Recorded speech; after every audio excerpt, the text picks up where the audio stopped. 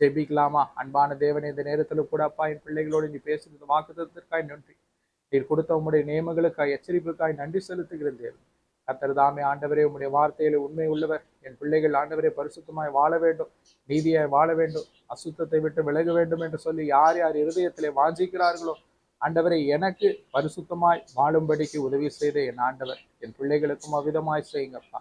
எனக்கு எப்படி நீங்க உதவி செஞ்சீங்க ஆண்டவரே, அசுத்தத்தை விட்டு விலக, அதே போல என் பிள்ளைகளுக்கும் உதவி செய்து ஆண்டவர் இந்த வாக்குத்தத்தங்களை சுதந்திரித்துக் கொள்ள பிசாசாகிய சத்துரு இனியும் ஆண்டவர் இந்த வாக்குத்தத்தங்கள் இவர்கள் வாழ்க்கையில நிறைவேற எந்த விதமான தாமதத்தையும் கொண்டு வராதபடிக்கு, தடையை கொண்டு வராதபடிக்கு அப்பா என் பிள்ளைகளை விடுவித்தருளும் சுவாமி.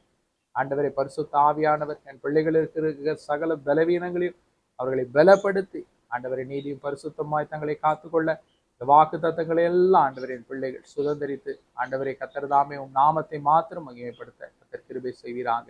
இயேசுவின் மூலம் பிதாவே, ஆமென்.